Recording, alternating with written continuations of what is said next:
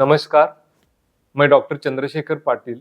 मैं कार्डियोलॉजिस्ट हूँ और कोल्हापुर में प्रैक्टिस करता हूँ और ये हम डिस्कस करेंगे हेल्थ, हैप्पीनेस एंड लॉन्जिविटी। तो हमारे भारत में मेल पॉपुलेशन में एवरेज लॉन्जिविटी है जो है वो 69 टू 70 ईयर्स के बीच में है और फीमेल्स में अराउंड 72 ईयर्स में है। ये ग्लोबल फिनोमिना है। ऑलवेज फीमेल्स आउटलिव मेल और इसके वजह जो है ये 3 रीजंस है। फीमेल्स के पास 2 XX क्रोमोसोम्स रहते हैं, उसके वजह से उनमें अगर जेनेटिक मटेरियल में कुछ म्यूटेशंस हो गए तो उनको सेकंड कॉपी X क्रोमोसोम की रहती है। दूसरी चीज जो है, वुमेन के पास फीमेल रिप्रोडक्टिव हार्मोन्स जो रहते हैं ईस्ट्रोजन और प्रोजेस्टेरॉन, उनके वजह से उनका मेनोपॉज होने तक हार्ट डिसीज से इम्यूनिटी रहती है। और तीसरी चीज, फीमेल्स में इम्यूनिटी बेटर रहती है, स्पेशली वायरल इन्फेक्शन से। जो दूसरी बात जो है, ये लॉन्जिविटी में लाइफस्टाइल का कितना इम्पोर्टेंस है और जेनेटिक्स का कितना इम्पोर्टेंस है। हमारे पास काफ़ी सारे पेशेंट आते हैं और वो बोलते हैं कि मेरे दादाजी, मेरे पिताजी 90 साल तक जिए, लेकिन मुझे तो हार्ट अटैक 50 की उम्र में हो गया। ऐसा क्यों? तो इसकी वजह ऐसी है कि जो लाइफस्टाइल का जो इम्पोर्टेंस है पहले 80 ईयर्स में है। ये जो कंट्रीब्यूशन लाइफस्टाइल का जो है 75% है लॉन्जिविटी में।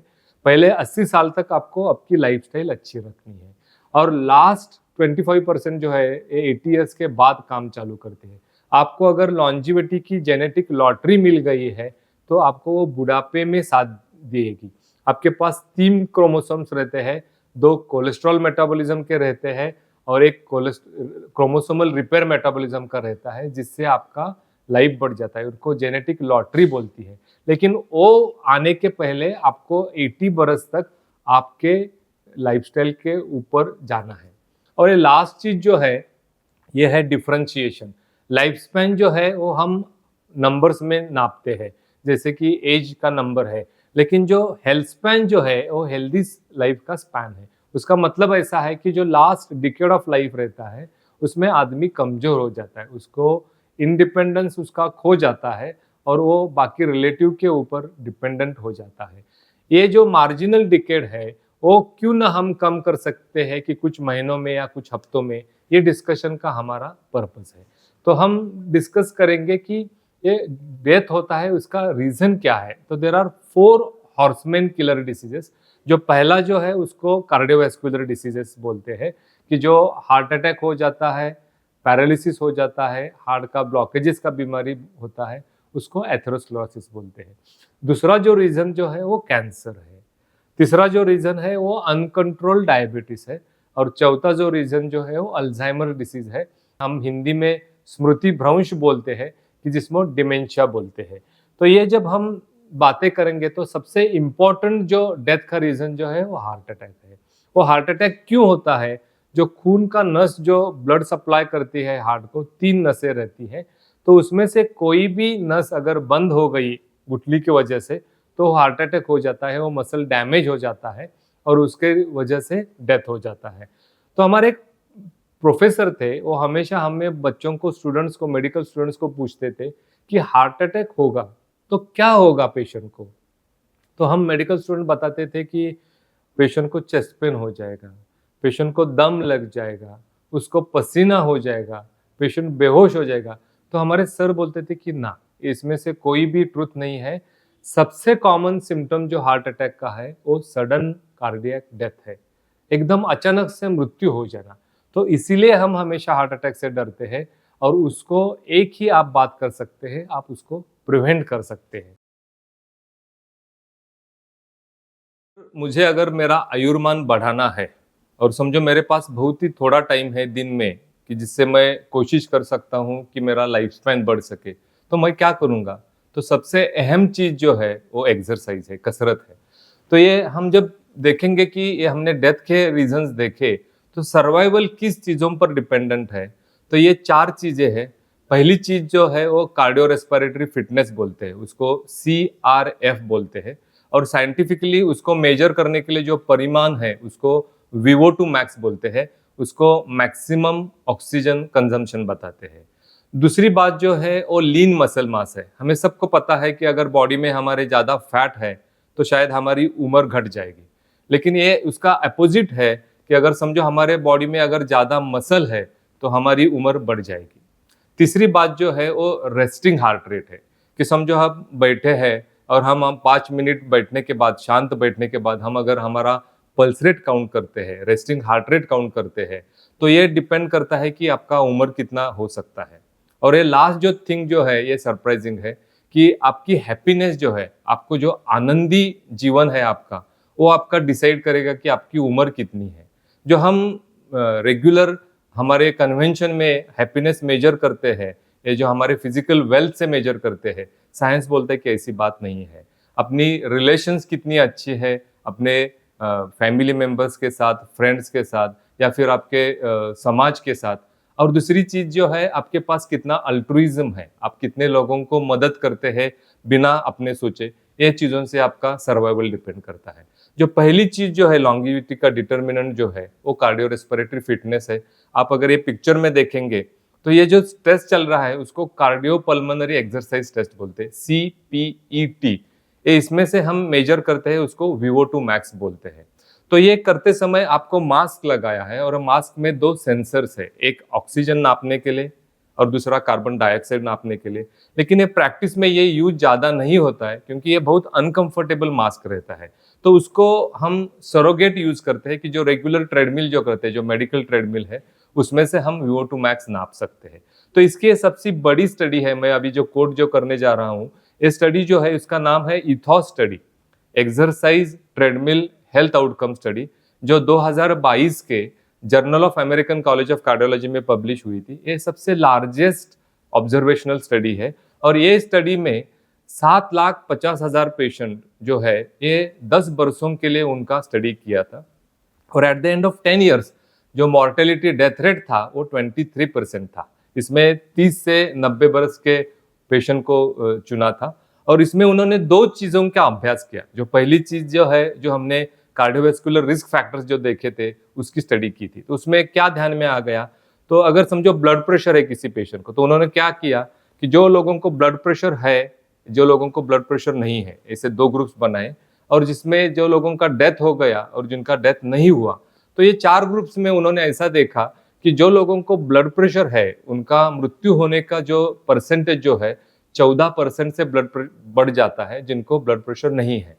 तो वैसा उन्होंने डायबिटीज के लिए देखा, तो डायबिटीज से ब्लड प्रेशर से स्ट्रॉन्गर रिस्क फैक्टर है। डायबिटीज का ये जो प्रमाण जो है वो डेथ रेट का प्रमाण जो है वो 34% हो गया। तो ये सब कन्वेंशनल रिस्क फैक्टर है। इसमें से स्ट्रॉन्गेस्ट रिस्क फैक्टर जो है वो स्मोकिंग है। स्मोकिंग से ये रीजन जो है, ये मॉर्टेलिटी जो है, डेथ रेट जो है 40% से बढ़ गया। तो ये एक प्रकार हो गया। उन्होंने दूसरे प्रकार में उन्होंने देखा कि आपका फिटनेस कितना है।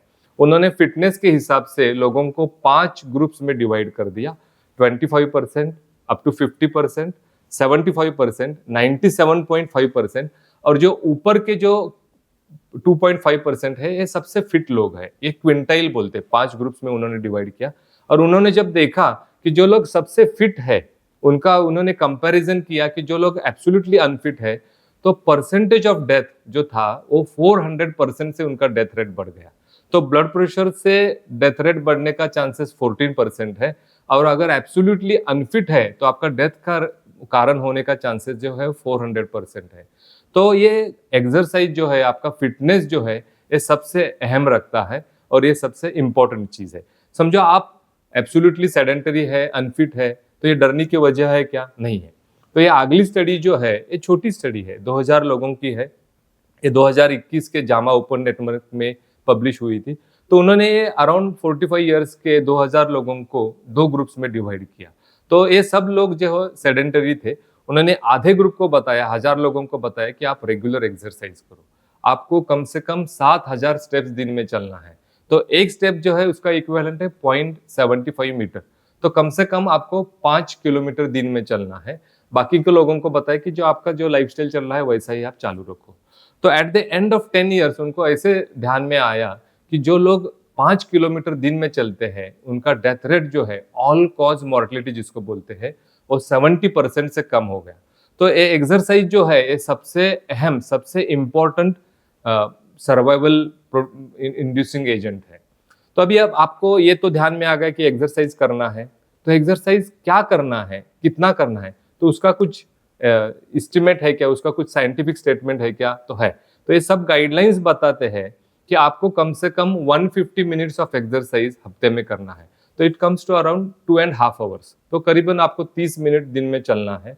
तो उसका इंटेंसिटी क्या होना चाहिए, तो उसको जोन 2 एक्सरसाइज बोलते हैं। तो ये जोन्स क्या है, तो इसके लिए हमें पहले मालूम होना चाहिए कि हमारा मैक्सिमम हार्ट रेट क्या होता है। ये एज डिपेंडेंट फिनोमिना रहता है। समझो मेरा एज 40 है, तो ये हाइपोथेटिकल पर्सन जिसका 40 उम्र है, तो उसका मैक्सिमम हार्ट रेट जो है 220 माइनस एज, तो ये 220 माइनस 40 जो है वो 180 होता है। और उसके हिसाब से जो ये जोन्स ऑफ एक्सरसाइज है, आप अगर फिगर में देखेंगे, आपका 50 to 60% अगर हार्ट रेट हो गया, मानो कि आपका 180 मैक्सिमम हार्ट रेट है, तो अब अगर 90 या 100 तक आपका हार्ट रेट जा रहा है, तो ये जोन 1 एक्सरसाइज हो गया। इसके हिसाब से उन्होंने 5 जोन्स में डिवाइड किया है। तो जोन 5 में आपका एक जो हार्ट रेट जो है वो 90 से 100% तक जाएगा।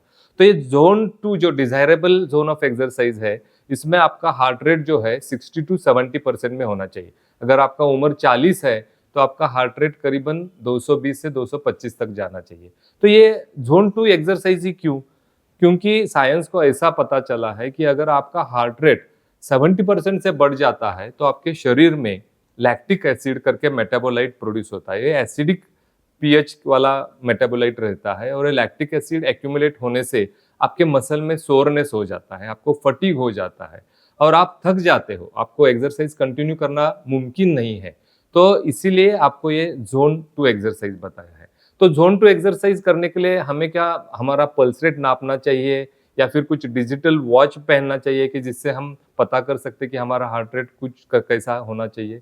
तो बिल्कुल नहीं। उसके लिए क्या करना है, आपको सिंपल टेस्ट करना है। आपके अगर साथ में कोई है और आप उससे अगर बात करना चाहते हो, तो you should be able to talk, you should be able to complete one sentence. लेकिन आपको एक सेंटेंस से आगे अगर बोलना है, तो आपको दिक्कत होना चाहिए। तो इसको ये हम जोन 2 एक्सरसाइज बोलते हैं। तो मैंने 3 ग्रुप्स में डिवाइड किया है। आप अगर एवरेज फिटनेस वाले लोग हैं, तो आपको ये जोन 2 एक्सरसाइज करना है, 150 मिनट्स पर वीक करना है। अगर आपको ज़्यादा एक्सरसाइज करना है, तो आप 300 मिनट्स तक भी कर सकते हैं।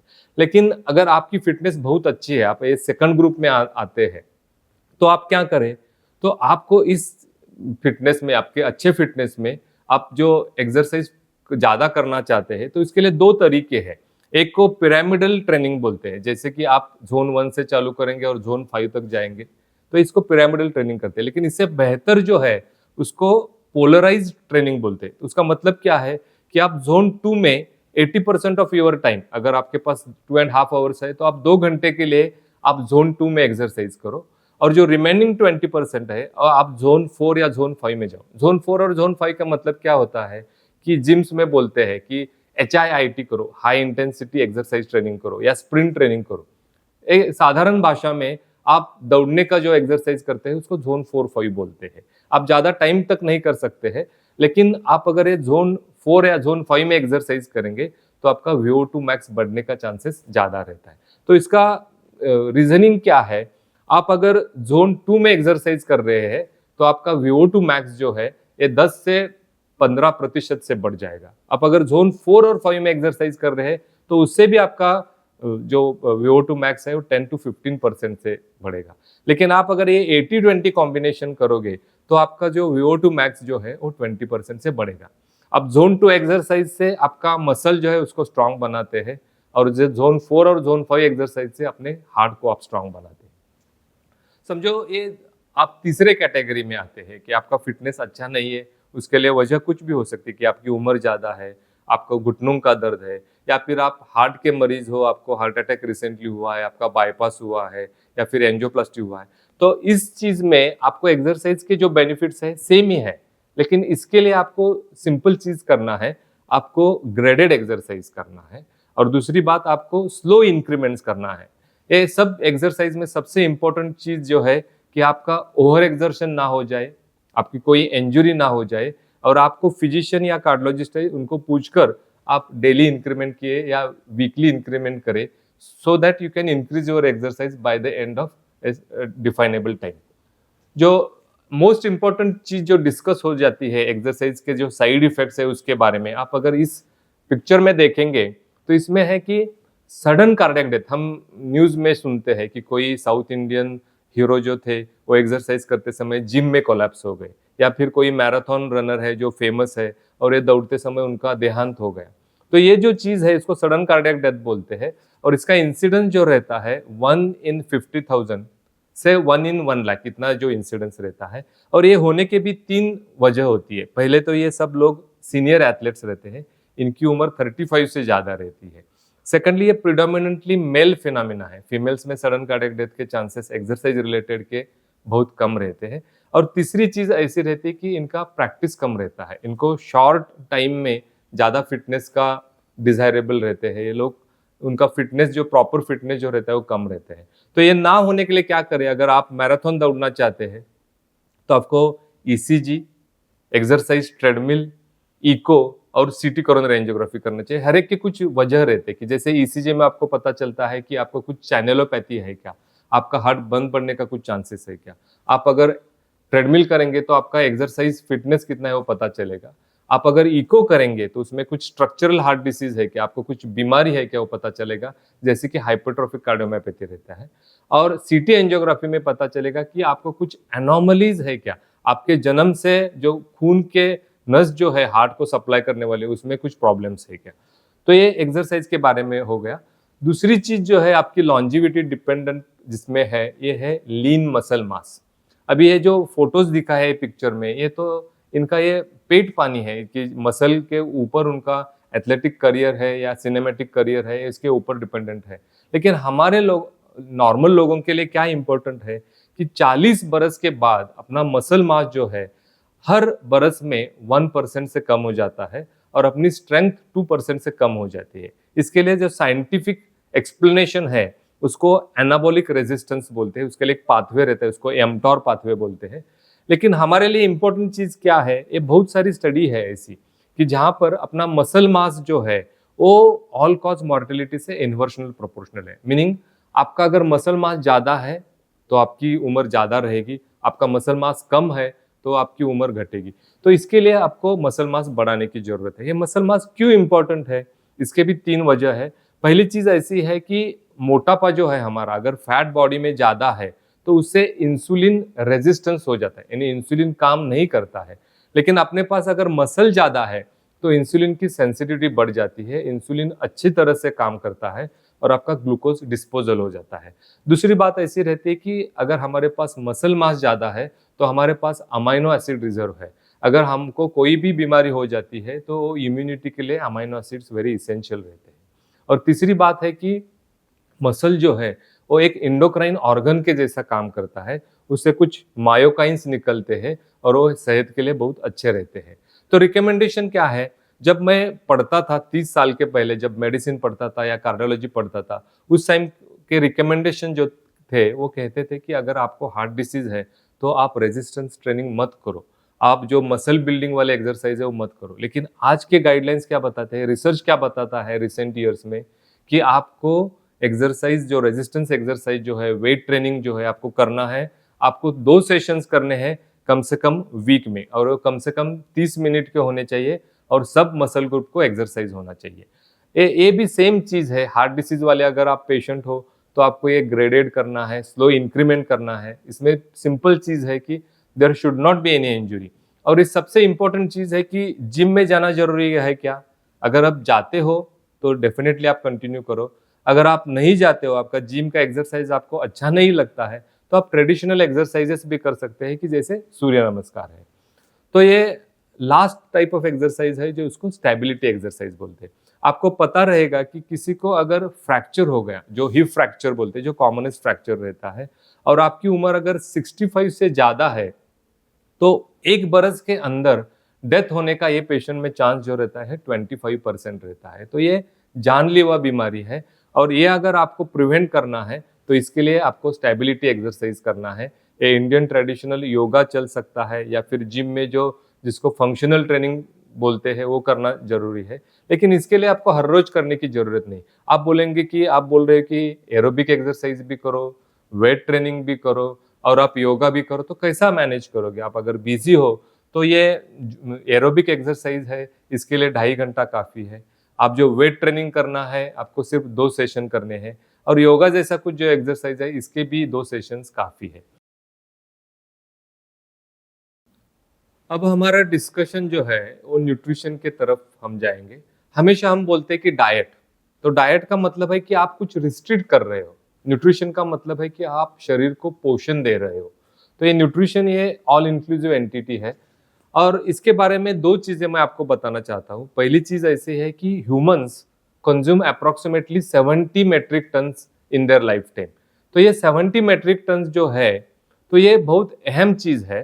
तो ऐसा बोलते हैं कि आप जब जन्म लेते हो तो आपके पास जो सॉफ्टवेयर जो है, आपका जेनेटिक्स है, आपका जो डीएनए है, और आप 3D प्रिंटिंग करते हो। आपका जो रॉ मटेरियल जो है वो फूड है, और उससे आप प्रिंटिंग करते हो आपका शरीर को। आप या तो आप ग्रोथ उसको बनाते हो, आप उसको बढ़ाते हो, और इसके वजह से आपकी बॉडी बनती है।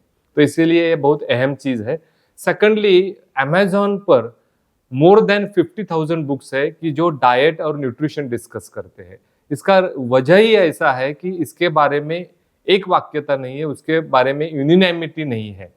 और ये जो आर्टिकल 2025 में जो पब्लिश हुआ था, एनिजियम करके हमारा जो बड़ा जर्नल है, तो उन्होंने बताया था कि फूड में स्मॉल मोलिक्यूल जो है, जिनका डेफिनेशन है कि 50 डाल्टन से लेकर 1500 डाल्टन तक जो फूड में मोलिक्यूल्स है, उसके 1,39,000 मोलिक्यूल्स है। लेकिन साइंस को उसके बारे में डिटेल पता है, ये सब 188 है, 188 मोलिक्यूल्स के बारे में पता है कि उनका केमिकल स्ट्रक्चर कैसा है, वो कहाँ पर अटैच हो जाते हैं, उनका इंटरेक्शन क्या हो जाता है। तो फूड के बारे में साइंस को जो इन्फॉर्मेशन है वो लिमिटेड इन्फॉर्मेशन है। कमिंग 10 ईयर्स में उसमें काफ़ी सारी बदलाव हो जाएगी, लेकिन एज ऑफ टुडे हमारे थोड़े लिमिटेशंस है। तो ये हम जब हार्ट अटैक की बातें करते हैं, डिसीज की बातें करते हैं, ये सब में हमेशा हम कोलेस्ट्रॉल को महत्व देते हैं। तो इसमें से और एक चीज जो है, जो ज्यादा उसके ऊपर ध्यान नहीं देता है, उसको बोलते हैं कि इंसुलिन रेजिस्टेंस। और ये सबसे बड़ा विलन है हार्ट डिसीज होने के लिए या कोई भी डिसीज होने के लिए। और ये जो है वो अल्ट्रा प्रोसेस फूड या शुगर से हो जाता है। आप अगर ये पिक्चर में देखोगे तो ये 1970s और 2025 अराउंड 50-55 ईयर्स के दरमियान का फूड का डिस्ट्रीब्यूशन और उसका डिफरेंस है। आप अगर देखेंगे तो 50 साल के पहले उसमें 2 या 3 फूड्स के पोर्शन दिन में लेते थे। तो ब्रेकफास्ट हो गया, लंच हो गया, डिनर हो गया, और ईच टाइम आपका शुगर जो है बढ़ता जाएगा, तो उसको पीक्स बोलते हैं। और दूसरी चीज है कि उसके साथ में इंसुलिन बढ़ता जाएगा। तो इसमें 3 चीजें बहुत अहम है। पहली चीज ऐसी है कि एरिया अंडर द कर्व।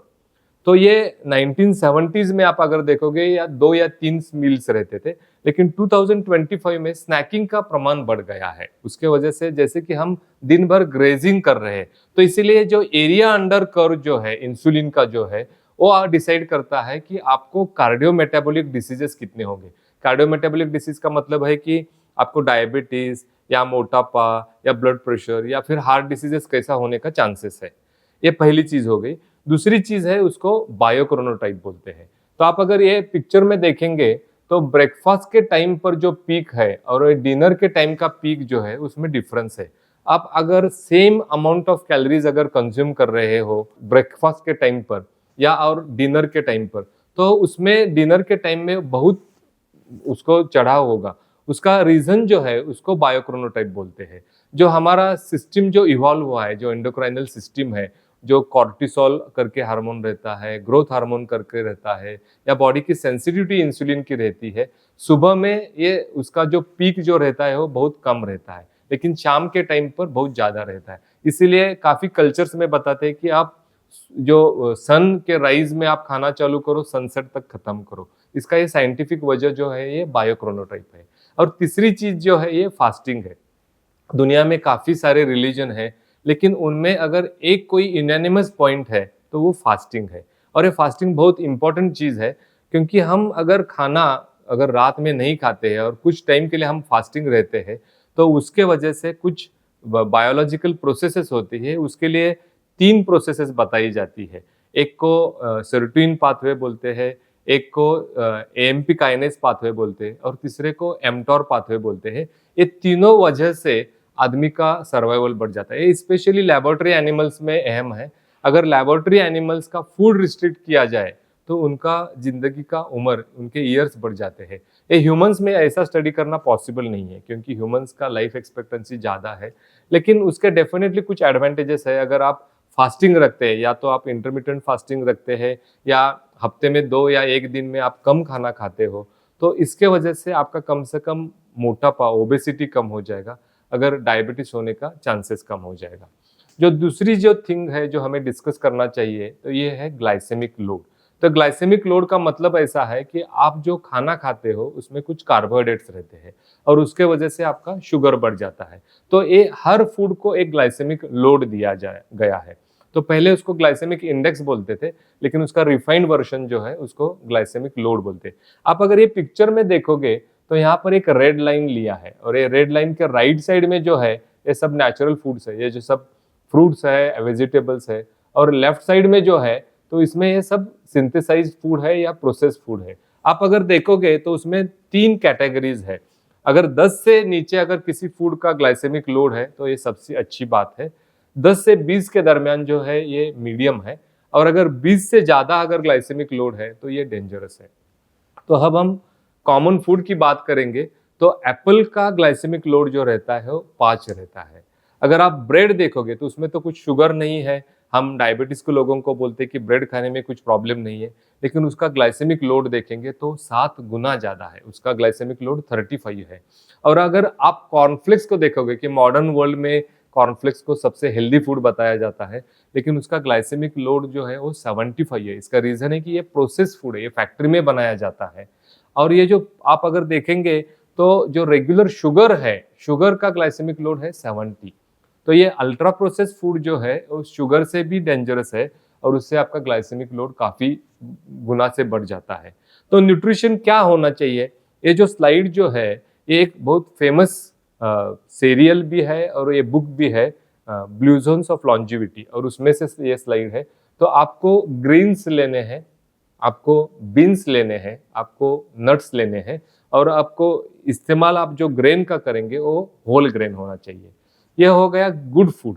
ये बैड फूड का डेफिनेशन क्या है, मुझे हमेशा हैरानी होती थी कि ये वड़ा पाव भी है, समोसा भी है, जलेबी भी है, ये सब फास्ट फूड है, और उसमें बर्गर भी आता है, तो उसमें कॉमनैलिटी क्या है। तो ये सब फूड में अगर कॉमनैलिटी कुछ है तो उसमें से फाइबर निकाला गया है। तो फाइबर क्यों निकालते हैं, तो पहली चीज अगर फाइबर निकालते हैं तो बहुत टेस्टियर हो जाता है, और सबसे इंपॉर्टेंट चीज ये है कि अगर उसमें से फाइबर निकालोगे तो वो फूड का शेल्फ लाइफ बढ़ जाता है। और एडिशनली क्या करते हैं, उसमें शुगर डालते हैं, जैसे कि ब्रेड है या फिर बन है, तो उसमें अगर शुगर नहीं है तो उसमें कम से कम एक सिंथेटिक प्रोडक्ट रहता है, उसको HFCS बोलते हैं, हाई फ्रुक्टोज कॉर्न सिरप। ये क्या करता है कि ये प्रोडक्ट्स का शेल्फ लाइफ बढ़ाता है। आपके रेफ्रिजरेटर में आप अगर ब्रेड रखोगे 15 दिनों के बाद भी आप अगर देखेंगे तो ऐसा ही अच्छा है, वो स्टेल नहीं हुआ है। उसका वजह ऐसा है कि उसमें HFCS है। तो ये फूड में और क्या करते हैं कि ये कैलोरी डेंस हो गया, शुगर रिच हो गया, और ये अगर समझो आप समोसे खा रहे हो या फिर वड़ा पाव खा रहे हो, ये रिपीटेड फ्राइंग करने के वजह से जो ऑयल जो रहता है वो ट्रांस फैट में कन्वर्ट हो जाता है, और आपके सेहत के लिए वो बहुत बुरा है। तो हम चालू करेंगे डिस्कशन डाइट जो न्यूट्रिशन है उसका प्रोटीन से, क्योंकि सबसे अहम चीज अगर कोई है तो प्रोटीन है। आपको वेजिटेबल सोर्स से लेना है या एनिमल सोर्स से लेना है, ये साइंस के ऊपर डिपेंडेंट नहीं है, ये आपके रिलीजियस बिलीफ्स है, स्पिरिचुअल बिलीफ्स है। लेकिन आपसे जो यूजुअल गाइडलाइंस है वो बोलते हैं कि 0.8 से 1.2 ग्राम आप ले लो, लेकिन रिसेंट गाइडलाइंस बोलते हैं कि आपको कम से कम 1.2 टू 1.5 ग्राम पर केजी प्रोटीन लेना है। अगर आपकी उम्र ज्यादा है तो आपको ज्यादा प्रोटीन लेना है, क्योंकि आपको एनाबोलिक रेजिस्टेंस है। आपके जीआई एब्सॉर्प्शन, गैस्ट्रोइंटेस्टिनल, आपके पेट में से जो उसका एब्सॉर्प्शन हो जाएगा उस पर कुछ लिमिटेशंस है। तो आप अगर प्रोटीन्स कंज्यूम कर रहे हो तो उसको डिवाइडेड डोसेस में ले लो, ईच मील के साथ ले लो, 3-4 टाइम ले लो। दूसरी बात है कि आप अगर नॉन वेजिटेरियन हो तो आपके लिए अच्छी बात क्या है, तो आप फिश कंज्यूम करेगा। फिश का जो प्रोटीन्स रहता है उसका क्वालिटी अच्छी रहती है, उसके साथ पॉलीअनसैचुरेटेड ओमेगा 3 फैटी एसिड्स रहते हैं। एग्स भी अच्छा सोर्स है। अगर आप मीट लेना चाहते हो तो white meat is better than red meat. आप अगर वेजिटेरियन हो तो हमेशा लोग बताते हैं कि इसमें कंप्लीट प्रोटीन नहीं रहता है, आपके लिए ये फायदेमंद नहीं, ऐसी बात नहीं है। जो प्रोटीन्स रहता है वो फाइबर के साथ रहता है नेचर में, वेजिटेबल्स में, इसीलिए उसको एब्सॉर्प्शन में थोड़ी दिक्कत रहती है। लेकिन जो इनकम्प्लीट प्रोटीन रहते हैं, फॉर एग्जांपल एग को कंप्लीट प्रोटीन बोलते हैं। कंप्लीट प्रोटीन का मतलब ऐसा है कि 9 इसेंशियल अमाइनो एसिड्स है, पूरे 9 के 9 अमाइनो एसिड्स एग में है, इसीलिए एग कंप्लीट प्रोटीन है। जो वेजिटेबल सोर्सेस ऑफ प्रोटीन रहते हैं वो हमेशा इनकम्प्लीट रहती है, तो इसीलिए हमको क्या करना है, उसको कॉम्प्लीमेंटेशन करना है। तो उसका एग्जाम्पल क्या है कि राइस में लाइसिन कम है और बीन्स में, लेग्यूम्स में मिथियोनिन कम है। लेकिन आप अगर साथ ही साथ में राइस के साथ आप अगर आप लेग्यूम्स खाते हो तो दोनों एक दूसरे को कॉम्प्लीमेंट करते हैं। जो सोर्सेस ऑफ प्रोटीन्स है, वेजिटेबल सोर्सेस जो ऐसे कुछ है कि जिसको आप सुपर फूड कह सकते हैं, जैसे कि पंपकिन सीड्स है। पंपकिन सीड्स में जो प्रोटीन्स है 30 ग्राम्स पर 100 ग्राम ऑफ पंपकिन सीड्स है। पीनट्स में 25 ग्राम्स पर 100 ग्राम्स है। किडनी बीन्स जो राजमा है या छोले है उन और या फिर पनीर है, उसमें करीबन 20 ग्राम्स पर 100 ग्राम ऑफ वो प्रोडक्ट रहते हैं। ये कंपेयर आप कर सकते हो, एग का प्रोटीन कंटेंट इससे कम रहता है, 13 ग्राम्स पर 100 ग्राम ऑफ एग रहता है। तो ये काफी सारे प्रोटीन्स के सोर्सेस है जो नॉन वेजिटेरियन प्रोटीन्स को इक्विवेलेंट है। और लास्टली जो है उसको ल्यूसिन थ्रेशोल्ड बताते हैं। ये ल्यूसिन जो है एक इसेंशियल अमाइनो एसिड में से एक है, लेकिन इसकी प्रमाण या इसकी मात्रा आप दिन में अगर 2 से 3 ग्राम तक नहीं ले, तब तक आपका प्रोटीन सिंथेसिस नहीं होगा, आपका मसल मास नहीं बढ़ेगा। तो ये इसका लिमिटेशन ऐसा है कि समझो आप एग का एग्जांपल ले रहे हो, तो एग में, एक एग में 0.5 ग्राम्स ऑफ ल्यूसिन रहता है और आपको थ्रेशोल्ड को जाने के लिए आपको 4, 5, 6 एग्स कंज्यूम करने पड़ेंगे इसके साइज के मुताबिक। लेकिन अगर इसमें एक इंपॉर्टेंट चीज है कि वे प्रोटीन आइसोलेट जो रहता है उसमें ये ल्यूसिन काफी मात्रा में रहता है, एक स्कूप में करीबन 2.5 ग्राम रहता है। तो ये प्रोटीन पाउडर्स जो है वो अच्छे हैं सेहत के लिए, स्पेशली एल्डरली पॉपुलेशन के लिए जहाँ पर एनाबॉलिक रेजिस्टेंस रहता है, उनको ल्यूसिन थ्रेशोल्ड अचीव करने के लिए अच्छा है। लेकिन आपको एडल्टरेशन से दूर रहना है, ये बहुत कॉमन है एडल्टरेशन। फाइबर्स के बारे में अब अगर बात करेंगे तो फाइबर्स को चीपेस्ट एंटी ओबेसिटी ड्रग्स बोलता है। बॉडी में एक खुद की फार्मेसी रहती है और उनको कोलोनिक बैक्टीरिया बोलते हैं कि हमारे लार्ज इंटेस्टाइन जो रहते हैं उसमें करीब 200 ग्राम के कोलोनिक बैक्टीरिया रहते हैं, उनको कमेंसल ऑर्गेनिजम्स बोलते हैं, जो कि बेनिफिशियल बैक्टीरिया रहते हैं। और ये आपके वेट को डिसाइड करते हैं, आपके इम्यूनिटी को डिसाइड करते हैं और आपके मूड को डिसाइड करते हैं। आप जितना ज़्यादा फाइबर अंदर लोगे उतना ये बैक्टीरिया की तबीयत अच्छी रहेगी और वो जो बेनिफिशियल केमिकल्स प्रोड्यूस करते हैं उसके आपसी सेहत अच्छी रहेगी। तो ये जो बैक्टीरिया जो है, ये गट माइक्रोबायोम जो है, उनको प्रीबायोटिक बोलते हैं, कोलोनिक बैक्टीरिया जो है। तो उनका कच्चा माल क्या लगता है तो उसको प्रीबायोटिक बोलते हैं, उनको फाइबर बोलते हैं। जैसे कि स्पिनच में, पालक में थायाकोलाइट्स रहते हैं, या फिर सब कलरफुल फ्रूट्स और वेजिटेबल्स में पॉलीफिनॉल रहते हैं। और ये क्या करते हैं, वो जो फाइनल प्रोडक्ट उनका रहता है उसको पोस्टबायोटिक बोलते हैं, उसको शॉर्ट चेन फैटी एसिड्स बोलते हैं। उसमें 3 किस्म के रहते हैं, एसीटेट, ब्यूटीरेट और प्रोपियोनिक एसिड रहते हैं। और ये जो है वो हमारी सटाइटी बढ़ाती है, हमारा वेट कंट्रोल करते हैं, हमारी इम्यूनिटी कंट्रोल करते हैं और हमारा मूड कंट्रोल करते हैं। कम से कम हमको 50 ग्राम ऑफ फाइबर्स लेना चाहिए आइडियली। रिकमेंडेशन जो है वो 25 to 30 ग्राम्स है और इसके लिए हमको फ्रूट्स और वेजिटेबल्स के मिलाकर 5 सर्विंग्स लेने हैं। ये पॉलीफिनॉल्स करके जो हम आप अगर कुछ पॉडकास्ट देखते होंगे तो हमेशा आपको ध्यान में आएगा कि सब लोग बताते हैं कि ये सुपर फूड है, वो सुपर फूड है। ये क्या मतलब है पॉलीफिनॉल्स का? तो ये पॉलीफिनॉल्स जो है ये नेचुरली ऑकरिंग एंटीऑक्सीडेंट्स है। ये कलरफुल फ्रूट्स और कलरफुल वेजिटेबल्स में रहते हैं। आप कोई भी कलरफुल चीज ले लो, टोमेटो हो या फिर बीट हो या फिर कैरेट हो, ये सब चीजों में ये पॉलीफिनॉल्स रहते हैं। एक प्रेडीमेड करके एक स्पेनिश स्टडी हो गई, उन्होंने 7,500 लोगों को 2 ग्रुप्स में डिवाइड किया और 5 इयर्स के लिए उनको फॉलो किया। ये एक ही स्टडी है जिसमें इन्होंने दिखाया है कि आप अगर, उन्होंने जो डाइट रिकमेंड किया है जिसको मेडिटेरियन डाइट बोलते हैं, ये अगर आप लेंगे तो आपका डेथ या फिर हार्ट अटैक या फिर पैरालिसिस का चांसेस 30% से कम हो जाएगा। ये डाइटरी इंटरवेंशन की बड़ी रैंडमाइज कंट्रोल ट्रायल लिटरेचर में एक ही है। तो इन्होंने ये ट्रायल में क्या लोगों को कहा है कि आप क्या ले लो, तो उन्होंने बोला है कि आपको कम से कम 3 सर्विंग्स फ्रूट्स के लेने हैं पर डे। आपको 2 सर्विंग्स लेने हैं वेजिटेबल के दिन में। आपको हफ्ते में 3 बार नट्स लेने हैं। ये या तो आप ट्री से नट ले लो या फिर आप पीनट ले लो, उसका प्रमाण जो है वो 30 ग्राम्स होना चाहिए। आपको लेग्यूम्स लेने हैं at least 3 times in a week. और लास्टली अगर नॉन वेजिटेरियन है तो आपको 3 टाइम्स फिश लेना चाहिए। ये 30% reduction in death, heart attack और पैरालिसिस जो है ये as equivalent to any successful drug. इसका जो महत्व जो है, आप कोई भी सक्सेसफुल ड्रग आप ले रहे हो बीमारी ट्रीट करने के लिए या प्रिवेंट करने के लिए, उसके मुताबिक इतना ही अच्छा है। तो ये डाइट में, ये मेडिटेरियन डाइट और पॉलीफिनॉल्स बहुत इसेंशियल चीजें हैं। कुकिंग ऑयल की हम जब बात करते हैं, अगर हम ऑयल बोलेंगे तो हमारे मन में ऐसा होता है कि ये विलन है, लेकिन ऐसी बात नहीं है। हमारे 30% ऑफ कैलोरीज जो है वो फैट से आने चाहिए। और ये कुकिंग ऑयल में 4 डिफरेंट टाइप्स के फैटी एसिड्स रहते हैं। जो खराब जो रहते हैं, जो विलन्स जो है वो 2 किस्म के रहते हैं।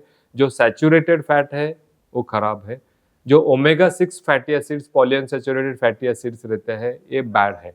लेकिन अच्छा ऑयल जो है, अच्छा फैटी जो सब्सटेंसेस है, इसमें से ये 2 किस्म के फैटी एसिड्स है। एक म्यूफा बोलते हैं जो मोनो अनसैचुरेटेड है, और दूसरे जो है ओमेगा 3 फैटी एसिड्स। तो ये गाइडलाइंस क्या कहती है कि आप खाने में आप सॉलिड फैट्स मत यूज करो, जैसे कि कोकोनट ऑयल है, जैसे कि बटर है, घी है, ये मत यूज करो। आप लिक्विड सीड्स ऑयल्स ले लो। लेकिन ये बात ऐसी है कि मेटाबॉलिक हेल्थ के लिए हम सोचेंगे तो उसके लिए हमें 4 चीजें देखनी है कि ऑयल में सैचुरेटेड फैट का कितना कंटेंट है। दूसरी बात ऐसी है कि उसमें मोनो अनसैचुरेटेड जो बेनिफिशियल फैटी एसिड्स है वो कितने हैं। तीसरी बात है कि ओमेगा 6 और ओमेगा 3 जो पॉलीअनसैचुरेटेड फैटी एसिड्स है, उनका रेशो कितना है। और चौथी चीज ऐसी है कि वो स्मोक पॉइंट कितना है। आप कभी कभी देखते हो कि ऑयल डाला है, आप कुछ उसमें तड़का डाल रहे हो या फिर फ्राई कर रहे हो, तो उसमें से स्मोक निकल जाता है, उसको स्मोक पॉइंट बोलते हैं। तो अगर हम महाराष्ट्र की बात करेंगे तो 4 किस्म के ऑयल्स रहते हैं। तो इसमें से सबसे अच्छा जो ऑयल है ये ग्राउंडनट ऑयल है। उसके बाद आता है राइस ब्रान ऑयल, और सनफ्लावर और सैफ्लावर ऑयल को जिसको बोलते हैं कि कोलेस्ट्रॉल रिड्यूसिंग ये ऑयल्स है, इसका टाउटिंग काफ़ी ज़्यादा होता है, लेकिन ये कमर्शियल एक्टिविटी है। सबसे अच्छा ऑयल जो है वो ग्राउंडनट ऑयल है। और ये 3 किस्म के उसके प्रोडक्शन के टाइप्स है। तो उसमें से फिल्टर्ड ऑयल जो है सबसे अच्छा है। उसके बाद में जो आता है वो कोल्ड प्रेस रहता है। फिल्टर जो रहता है हमेशा कोल्ड प्रेस ही रहता है, लेकिन फिल्टर करके उसका इम्प्योरिटीज निकालते हैं। और ये जो रिफाइंड ऑयल, जो इंडस्ट्रियल सीड ऑयल जो रहता है, सबसे खराब रहता है। अगर हम नॉर्थ की बात करेंगे या बंगाल की बात करेंगे तो उसमें mustard oil is considered as a better oil. और अगर हम साउथ की बात करेंगे, स्पेशली केरला की, तो कोकोनट ऑयल यूजुअली यूज करते हैं। लेकिन आप अगर कोकोनट ऑयल यूज कर रहे हो तो it should be a cold pressed, it should not be a refined oil. So coming to other fats, तो हमने डिस्कस किया था कि हमने 30 ग्राम के अनसॉल्टेड नट्स लेने हैं दिन में। इसमें एक बहुत इंपॉर्टेंट चीज है, आप कोई भी नट्स लेते हो, स्पेशली अगर आप बादाम लेते हो, आलमंड्स लेते हो, तो उसको यूजुअली सोक किया जाता है। उसमें से जो ऊपर का छिलका रहता है वो निकालते हैं सुबह में, तो उसमें टैनिन रहता है और वो सेहत के लिए अच्छा नहीं रहता है। और दूसरी बात ऐसा है कि वो च्यूइंग जो हम करते हैं, स्पेशली ये नट्स का भी है लेकिन इन जनरल फूड्स का भी है, तो ये हम जब चू करते हैं तो उसमें से फॉर्मैप करके जो बाय प्रोडक्ट्स तैयार होते हैं हमारे इंटेस्टाइन में, उससे ब्लोटिंग हो जाता है। तो इसीलिए जो हम ड्राई फ्रूट्स लेते हैं, अब जितना आप चू करेंगे उतना उसका ग्राइंडिंग हो जाएगा, उसका पार्टिकल साइज छोटा हो जाएगा और ये ब्लोटिंग का कंप्लेंट आपका कम रहेगा। लेकिन ये च्यूइंग जो है ये हर फूड में इम्पोर्टेंट है। ये इंडियन ट्रेडिशनल कल्चर में च्यूइंग के बारे में जितना बताते हैं उतने जापानीज कल्चर में भी बताते हैं। और ज़्यादा जितना च्यूइंग करते हैं, जापान में काफ़ी सारे कोहार्ट स्टडीज है, तो उसमें उन्होंने दिखाया है कि जो लोग 30 टाइम से ज़्यादा चू करते हैं वो लोगों में मोटापा या डायबिटीज होने का चांसेस जो कम चू करते हैं वो लोगों से बहुत कम रहता है। जो ये 3 जो चीज़ें हैं जिनको हम स्टिग्मेटाइज्ड फूड बोल सकते हैं कि उसके बारे में हम जरा सोचेंगे। पहली चीज जो है घी है। तो इंडियन डाइट में हमेशा बताया जाता है कि घी अच्छा है, तो उसमें 50% सैचुरेटेड फैट रहता है, लेकिन उसके साथ ही साथ में 35% बेनिफिशियल फैट रहता है जिसको म्यूफा बोलते हैं, और साथ ही साथ में उसमें ब्यूटीरेट रहता है कि जो सेहत के लिए बहुत अच्छा है। तो घी आप ले सकते हैं, लेकिन आपका सैचुरेटेड फैट का प्रमाण कम होना चाहिए। 1 टीस्पून में करीबन 100 कैलोरीज रहती है, उतना हम आप ले सकते हैं। दूसरी बात है कि एग योक में जो एग योक जो रहता है, जो पीला रहता है अंडे का, उसमें ज़्यादा न्यूट्रिशियस प्रोटीन्स रहते हैं, उसमें कंप्लीट प्रोटीन्स रहते हैं, वो सेहत के लिए बेटर रहता है। लेकिन उसमें स्टिग्मा है कि इसमें कोलेस्ट्रॉल है। तो रिसेंट गाइडलाइंस ऐसी बताती है कि आप अगर हेल्दी है तो आप दिन में एक योग ले सकते हैं, वो आपके सेहत के लिए अच्छा है। लेकिन आपको कोई हार्ट डिसीज है या आपका कोलेस्ट्रॉल ज़्यादा है, तो आपको ये प्रमाण जो है 50% से कम करना है। और लास्ट चीज़ जो है बटर जो है, बटर आपको डिपेंडिंग ऑन आपका जो सैचुरेटेड फैट का इंटेक है, इससे आपको डिपेंड करता है। आपका सैचुरेटेड फैट का इंटेक 10% से कम होना चाहिए, कैलोरी जो आप कंज्यूम कर रहे हैं उसमें से। और अगर आपको हार्ट डिसीज है या कुछ कोलेस्ट्रॉल ज़्यादा है तो वो 7% से कम होना चाहिए। हाँ, लास्ट जो हमारा जो है वो स्टेपल डाइट है। हम कितनी भी बात करेंगे प्रोटीन का, फैट का, लेकिन खाएंगे हम चपाती ही खाएंगे, रोटी खाएंगे, हम महाराष्ट्र में भाकरी खाते हैं या फिर राइस खाते हैं। तो ये कार्बोहाइड्रेट जो है, इसको नोवा ग्रेडिंग बोलते हैं।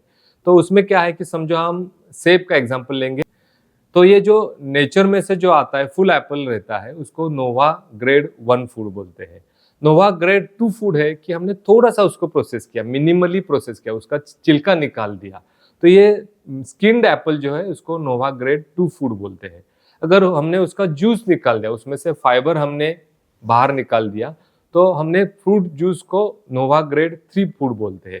और नोवा ग्रेड फूड का मतलब 4 का मतलब ऐसा है कि आप वो प्रोसेस्ड जूस बाजार से, मार्केट से ले रहे हो, तो उसमें प्रिजर्वेटिव्स डालते हैं, उसमें कुछ शुगर डालते हैं, तो एडिटिव डालने के बाद वो नोवा ग्रेड 4 फूड हो गया। तो जितना अनप्रोसेस्ड फूड है उतना आपके सेहत के लिए अच्छा है। आप कोई भी ग्रेन ले लोगे तो उसमें 3 किस्म के कवरिंग्स रहते हैं। ऊपर का जो रहता है ब्रान रहता है, उसको हम हमेशा निकालते हैं। अंदर जो रहता है, जो जर्म रहता है जहाँ से पौधा उग जाता है, और उसके बाजू में इंडोस्पर्म जो रहता है, उसमें स्टार्च रहता है जो न्यूट्रिशन करके काम करता है। समझो हम गेहूं का एग्जांपल लेंगे, जो होल व्हीट रहता है उसको हम नोवा ग्रेड 1 फूड बोलेंगे। अगर हम होल व्हीट रोटी ऑर्डर कर रहे हैं तो नोवा ग्रेड, ये जो होगा ये कम से कम प्रोसेस्ड है। अगर हम रवा की बात करेंगे, जैसे रवा इडली रहता है, काफ़ी जगहों में उपमा बनाते हैं, तो उसमें जो आटा रहता है उसको रवा बोलते हैं, वो नोवा ग्रेड 2 हो गया। जो मैदा जो है वो सबसे ज़्यादा प्रोसेस्ड है, तो हम अगर नान ऑर्डर कर रहे हैं तो ये नोवा ग्रेड 3 फूड हो गया। और अगर हम कुकीज़ या कन्फेक्शनरीज कुछ बाजार से लाते हैं तो वो नोवा ग्रेड 4 हो गया, ये अभी अल्ट्रा प्रोसेस्ड फूड हो गया। तो डिपेंडिंग ऑन दैट वो फूड कितना अच्छा रहेगा ये डिपेंड करेगा। शुगर की बात करेंगे तो हमेशा जो एडिशनल शुगर जो फूड में रहता है वो HFCS में रहता है। ये हाई फ्रुक्टोज कॉर्न सिरप, ये इनविजिबल कैलोरी जैसा रहता है। शुगर के बारे में लोग बोलते हैं कि it is a toxin bundled by God with a antidote. तो इसमें एंटीडोट क्या है, तो उसमें फाइबर मिला है, एक तो विष मिला है, लेकिन उसके साथ ही साथ में उसका दवा भी उसमें डाला है कि जो उससे आपको हानि न पहुंचाए। तो डेली लिमिट्स क्या है, जो गाइडलाइंस जो बताते हैं 9 टीस्पून से लेकर 6 टीस्पून, ये मेल और फीमेल के लिए प्रमाण है। लेकिन आइडियली आपका शुगर का कंजम्पशन जो है 4 या 5 टीस्पून से कम होना चाहिए। आप तो बोलेंगे तो काफ़ी ज़्यादा है, इतना मैं कंज्यूम नहीं करता हूँ, लेकिन साथ ही साथ में आपको ये पता होना चाहिए कि आप 350 ml का जो रेगुलर कोल्ड ड्रिंक का बॉटल लेते हो उसमें से 10 टीस्पून शुगर रहता है। आप छोटा स्कूप आइसक्रीम का लेते हो उसमें कम से कम 4 या 5 टीस्पून सब शुगर है। तो इसमें एक कंसेप्ट होते थे जो जैसा कंप्यूटराइज्ड मॉडलिंग बोलते हैं या स्टैटिस्टिकल मॉडलिंग बोलते हैं, इसको बोलते हैं कि शुगर लॉन्जिविटी टैक्स। आप अगर नॉर्मल है तो आपका उम्र 8 बरस से घट जाएगा। आप अगर ओबीज है, आपका मोटापा अगर है, तो आपका उम्र जो है वो 15 साल से घट जाएगा। और आपको अगर मेटाबॉलिक सिंड्रोम है कि जैसे कि आपको मोटापा है या फिर आपको डायबिटीज है, तो आपका उम्र जो है 20 साल से घटेगा शुगर ज़्यादा एक्सेसिव यूज करने से। जब हम ओबेसिटी की बात करते हैं तो ये फेमस सेंटेंस है कि we are cacti in rainforest. तो जैसे कि ये जो ड्राई एरियाज में बढ़ने वाले जो रहते हैं, ये कैक्टाई अगर अगर जहाँ पर ज़्यादा बारिश होते हैं, जैसे कि चेरापूंजी है, वहाँ पर उनको अगर आपने प्रोड्यूस करने का कोशिश किया तो वो मर जाएंगे।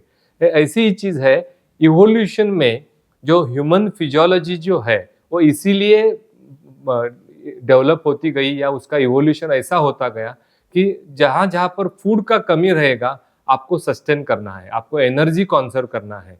लेकिन लास्ट 150 ईयर्स जो टेक्नोलॉजिकल एडवांसेस हो रहे हैं उसके वजह से फूड का जो है वो दर्द तो बाजू की बात है, अभी एबंडेंस हो गया है और उसके वजह से हमारा मोटापा बढ़ रहा है।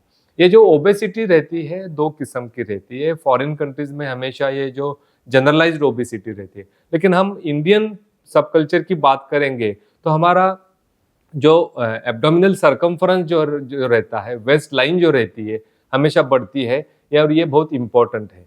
तो इसमें एक कंसेप्ट जो है उसको मेटाबॉलिकली इल फैट बोलते हैं। जो कितना फैट हमारे बॉडी में है वो हेल्थ के लिए हानिकारक है। तो इसका प्रमाण ऐसा है कि अगर ये सबक्यूटेनियस फैट है, जिसको बिग बट फैट बोलते हैं, 10 kg तक है एक्सेप्टेबल है। आपका अगर विसरल फैट है, जो आपका पेट में फैट है, उसको विसरल फैट बोलते हैं। जो बिग बेली फैट है, आपके जो ऑर्गन्स है जैसे कि स्टमक है उसको लाइनिंग हो गया फैट से, या पैनक्रियाज है उसके ऊपर फैट जमा हो गया, वो विसरल फैट बोलते हैं। वो 2.5 kg तक ठीक है। आपका हिपेटिक फैट हो गया या पैनक्रियाटिक फैट हो गया, यानी कि ऑर्गन के अंदर जाकर बैठा है फैट, तो वो अगर 250 ग्राम से भी ज्यादा है तो आपके हेल्थ के लिए वो डिलेटेरियस है। तो ये क्या फैट करता है, ये जो बैड फैट रहता है इसके ज्यादा आपका जो अमाउंट जो है वो प्रो इन्फ्लेमेटरी साइटोकाइंस तैयार करता है, जिसको IL-1, IL-6, TNF बोलते हैं। ये सब सब्सटेंसेस जो है वो हेल्थ में जाकर, आपके बॉडी में जाकर इन्फ्लेमेशन पैदा करते हैं, ऑक्सीडेटिव स्ट्रेस करते हैं, और उसके वजह से हार्ट अटैक या फिर कैंसर के चांसेस बढ़ जाते हैं। तो ये ओबेसिटी और शुगर में एक डेनमार्क में एक डैनिश स्टडी पब्लिश हुई थी, और ये स्टडी जो थी छोटी थी। उन्होंने 100 लोगों को 4 ग्रुप में डिवाइड किया। एक ग्रुप को बोला कि आप आपके रेगुलर डाइट के सिवा आप 1 लीटर कोक ले लो। दूसरे ग्रुप को बोला उन्होंने कि आप 1 लीटर डाइट कोक ले लो। जो थर्ड ग्रुप था उनको उन्होंने बोला कि आप 1 लीटर मिल्क ले लो, और चौथे ग्रुप को बोला कि आपको compulsory additional 1 litre of water लेना है। तो उन्होंने 1 ईयर फॉलो किया, और उसके बाद में उनको ध्यान में आ गया कि जो लोग कोक कंज्यूम कर रहे हैं 1 लीटर का, तो उनका वेट गेन 10 kg से बढ़ गया। ये तो लॉजिकल बात है, आप ज्यादा कैलोरीज ले रहे हो, शुगर के कैलोरीज ले रहे हो, तो आपका वेट बढ़ेगा ही बढ़ेगा। लेकिन जो लोग 1 लीटर डाइट कोक लेते थे, उनका कैलोरीज तो उसमें कुछ नहीं था, लेकिन उनका भी वेट 2 kg से बढ़ गया। तो ये जो सब्सटीट्यूट रहता है शुगर के लिए, जो शुगर सब्सटीट्यूट रहता है, तो ये जो एडिशनल केमिकल्स जो रहते हैं वो इंसुलिन सिक्रीशन करते हैं, और इसके आपका वेट बढ़ जाता है। जो लोग मिल्क ले रहे थे उनका वेट नहीं बढ़ा, लेकिन जो वाटर एडिशनल ले रहे थे तो उनका वेट 2 kg से कम हो गया। तो इसकी थ्योरी ऐसी है कि हाइपोथैलेमस जो हमारा ब्रेन का रहता है उसमें 2 सेंटर्स रहते हैं। एक हंगर का सेंटर रहता है और एक थर्स्ट का सेंटर रहता है, और दोनों बाजू बाजू में रहती है। तो हमें जब वाटर का डिफिशियंसी होता है, हमारे पास जब माइल्ड डिहाइड्रेशन होता है, तो हमारे बॉडी को ये समझ नहीं आता है या हम डिहाइड्रेटेड है या भूखे हैं। मेनी टाइम्स फूड एबंडेंट है, इसीलिए हम खाना खाते हैं, कुछ फूड्स लेते रहे, और उससे हमारा बॉडी वेट बढ़ जाता है। तो अगर आपके पास ओबेसिटी है, मोटापा है, तो one of the things you can do, तो आप आपका वाटर इनटेक बढ़ा सकते हैं। और ये लास्ट चीज जो ओबेसिटी के बारे में है, इनको मेटाबॉलिकली हेल्दी ओबेस बोलते हैं, MHO। आप अगर देखेंगे ये दोनों जो पिक्चर में देख रहे हैं आप, लेफ्ट साइड के जो है दोनों है पेट के MRI है, और ये जो येलो कलर का जो दिखता है वो फैट है। तो जो लोग एक्सरसाइज करते हैं उनको मेटाबॉलिकली हेल्दी ओबेस बोलते हैं। ये दोनों लोगों का वेट जो है सेम है, लेकिन जो आदमी मेटाबॉलिकली हेल्दी है, जो एक्सरसाइज करने वाला आदमी है, उसके एब्डोमिनल विसेरा और ये विसेरल फैट जो है उसका प्रमाण कम है, और जो आदमी नॉन एक्सरसाइजिंग है, मेटाबॉलिकली अनहेल्दी है, उनके विसेरल फैट का प्रमाण जो है वो ज्यादा है। तो ये कैलोरी रिस्ट्रिक्शन हम सब लोगों को पेशेंट को बताते हैं कि आपकी ओबेसिटी जो है खराब चीज़ है, आपको वेट कम करना है। आपका वेट आइडियल होना चाहिए 70, लेकिन आपका वेट जो है वो 100 केजी है। आपका जो डिज़ायरेबल है और जो प्रेज़ेंट है उसमें 30 केजी का डिफ़रेंस है। आपसे कम से कम 10% वेट केजी कम करना है, तो आपका मॉर्टेलिटी जो है, डेथ रेट है 20% से कम हो जाएगा। लेकिन ये सब लोग जो है वो कोशिश करते हैं, लेकिन हम प्रैक्टिस में देखते हैं 95% ऑफ द पीपल वो वेट कम करते हैं, उनको लगता है कि मुझे डायबिटीज़ है, हार्ट डिसीज़ है, मुझे कुछ सुधारना चाहिए, एक्सरसाइज करते हैं, वो डाइट करते हैं। 6 महीने में, 1 बरस में उनका वेट कम होता है 5-10 किलो, जो कुछ बहुत ज़्यादा मोटिवेटेड लोग रहते हैं, उनका करीबन 20 केजी से भी कम होता है। लेकिन आप उनको रेगुलर फ़ॉलो-अप में देखेंगे, at the end of 3 years, at the end of 5 years उनका वेट जो रहता है फिर वो बेसलाइन में आ जाते हैं। तो ये क्या होता है? लोगों को ऐसा लगता है कि नहीं फॉलो नहीं करते। एक्चुअली ऐसी बात नहीं है, वो सिंसियर रहते हैं, वो सब फॉलो करते हैं। लेकिन नेचुरली एक चीज़ ऐसी रहती है कि ये ओबीज लोगों के पास एक चीज़ रहती है कि जिसको लेप्टिन रेजिस्टेंस बोलते हैं। उनमें जो कुछ फूड खाते हैं, बॉडी ऐसा अज़्यूम करती है कि ये हम ड्राउट में रह रहे हैं, यहाँ पर फूड की डर्थ है। तो ये लोगों को जो मेटाबॉलिज्म, उसका बेसल मेटाबॉलिज्म जो होता है वो कम होता है और उनको मोटापा फिर बढ़ जाता है। तो ऐसे लोगों में क्या करना चाहिए? 2 चीज़ें करना चाहिए। पहली चीज़ ऐसे है कि आप अगर 2 केजी वेट कम कर सकते हो तो उतना वेट आप कम कीजिए। जो पहला आपका फैट लॉस हो जाएगा वो हेपेटिक फैट से होगा। दूसरा जो है वो विसरल फैट से होगा। तो आपका मेटाबॉलिकली अनहेल्दी फैट जो है पहला चला जाएगा। ये एक चीज़ हो गया। और दूसरी चीज़ है कि आप अगर वेट नहीं कम कर सकते हो तो आप कम से कम एक्सरसाइज करो, सो दैट आपका मेटाबॉलिकली अनहेल्दी जो फिनोटाइप है वो मेटाबॉलिकली हेल्दी फिनोटाइप में कन्वर्ट हो जाएगा। एक्सरसाइज और न्यूट्रिशन के बाद हम चर्चा करेंगे स्लीप की। हमें सबको पता है कि सेहत के लिए डाइट इम्पोर्टेंट है, एक्सरसाइज इम्पोर्टेंट है, लेकिन स्लीप के ऊपर हमारा स्ट्रेस बहुत कम रहता है। ये जो लास्ट 100 ईयर्स है, उनको ऐसा बोलते हैं कि social epidemic of sleep deprivation. जो सब वेस्टर्न कंट्रीज है या इंडिया में है, ये जो इंडस्ट्रियलाइजेशन हो गया है या टेक्नोलॉजिकल एडवांसमेंट हो गया है, पूरे सोसाइटी का जो स्लीप का ड्यूरेशन जो है 8 घंटों से लेकर करीबन 6 घंटे तक आ गया है। और उसके वजह से हार्ट अटैक का प्रमाण जो है या फिर पैरालिसिस का, स्ट्रोक का प्रमाण है, ये बढ़ गया है। इसकी रीज़न ऐसी है कि ये जो सिंपैथेटिक नर्वस सिस्टम जो रहती है, हमारा हार्ट रेट बढ़ाने वाली या ब्लड प्रेशर बढ़ाने वाली, उसका एक्टिवेशन जो है, या फिर कॉर्टिसोल करके जो हार्मोन रहता है जिसको स्ट्रेस हार्मोन बोलते हैं, वो स्लीप डेफिशिएंसी से बढ़ जाती है। इससे डायबिटीज़ का प्रमाण बढ़ जाता है, ब्लड प्रेशर का प्रमाण बढ़ जाता है, मोटापे का प्रमाण बढ़ जाता है और हमारी इम्यूनिटी भी कम होती है। ये स्लीप का जो है, हम अगर फिजियोलॉजी देखेंगे तो रात के हमारे नींद में साइकिल्स रहते हैं और हर एक का ड्यूरेशन जो है वो 90 मिनट्स रहता है। उसमें 4 स्टेजेस रहते हैं। जो अर्लियर पार्ट जो रहता है उसको NREM बोलते हैं, non rapid eye movement sleep. और लास्ट का जो स्लीप जो रहता है उसको REM स्लीप बोलते हैं, रैपिड आई मूवमेंट स्लीप। जो इनिशियल हाफ ऑफ स्लीप जो रहता है उसमें NREM स्लीप ज़्यादा रहती है और लास्ट वाले जो हाफ जो रहता है उसमें REM स्लीप रहती है। और दोनों का फंक्शन थोड़ा अलग रहता है। तो हमारे स्लीप क्या करती है? तो हमारा मेमोरी और लर्निंग जो है ये स्लीप पर डिपेंडेंट है। जो हम दिन में हमारे कुछ ध्यान में रखना है, जो हमारी मेमोरी काम करती है, उसको शॉर्ट टर्म मेमोरी बोलते हैं। उसको एक मिड ब्रेन, मेसेंसेफेलिक ब्रेन में जो ऑर्गन रहता है या फिर पार्ट जो रहता है उसको हिपोकैम्पस बोलते हैं, जो सी हॉर्स के शेप का रहता है। वो पेन ड्राइव जैसा काम करता है, वो शॉर्ट टर्म मेमोरी स्टोर करता है। लेकिन नींद में, स्लीप में जो शॉर्ट टर्म मेमोरी जो हिपोकैम्पस में स्टोर की गई है वो ट्रांसफर होती है। जैसे कि डाटा ट्रांसफर हम करते हैं पेन ड्राइव से हार्ड ड्राइव तक, तो हमारा हार्ड ड्राइव जो रहता है उसको प्रीफ्रंटल कॉर्टेक्स बोलते हैं। अगर हमारे स्लीप डिस्टर्ब हो गई तो हमारी सारी मेमोरी डिस्टर्ब हो जाती है। दूसरी जो चीज़ जो है वो हमारी मेमोरी है।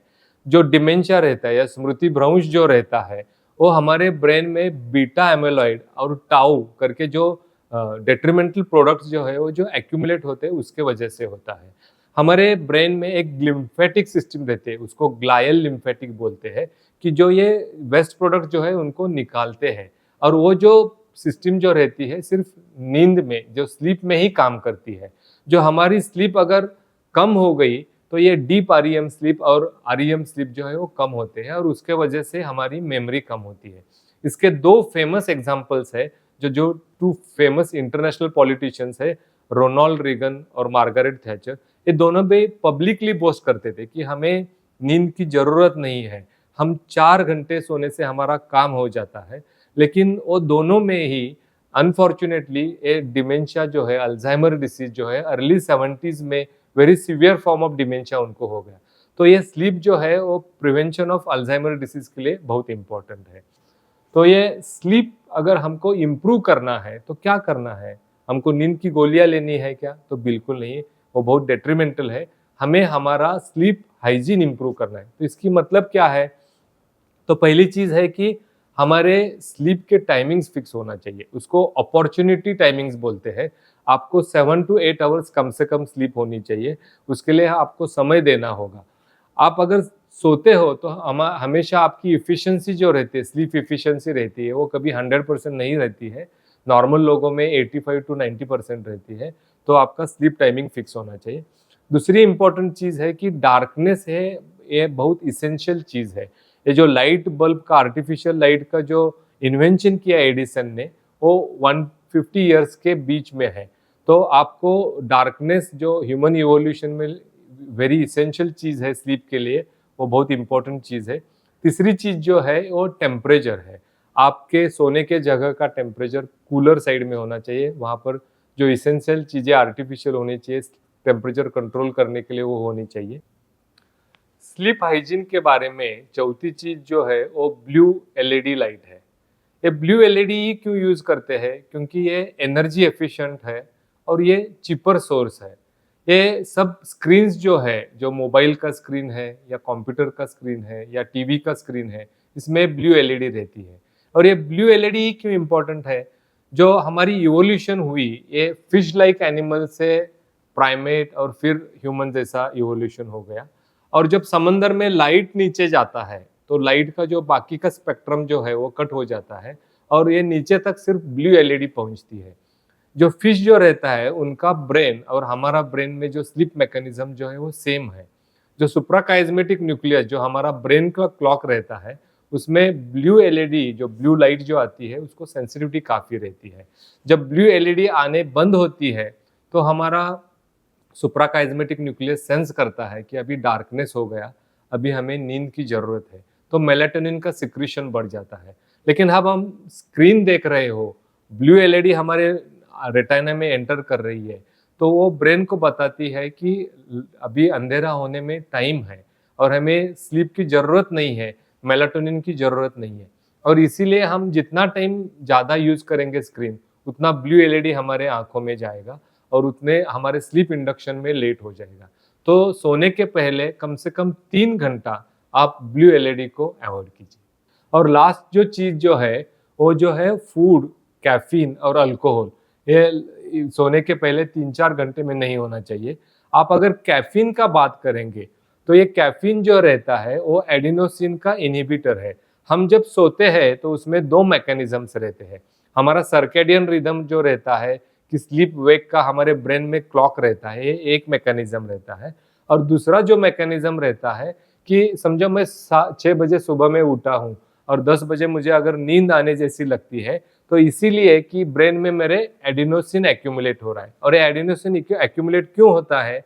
क्योंकि हमारा जो एटीपी कंजम्पशन रहता है, ये जो ब्रेन का फ्यूल जो रहता है एटीपी, जो उसका जो कंजम्पशन रहता है, उसके वजह से बाय प्रोडक्ट करके एडिनोसिन तैयार होता है।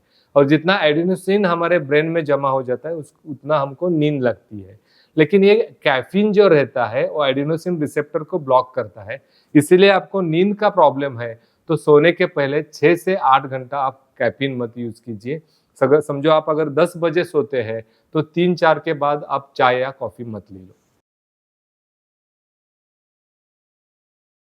चौथी चीज जो हम डिस्कस करेंगे वो जो है वो स्ट्रेस एंड लॉन्जिविटी।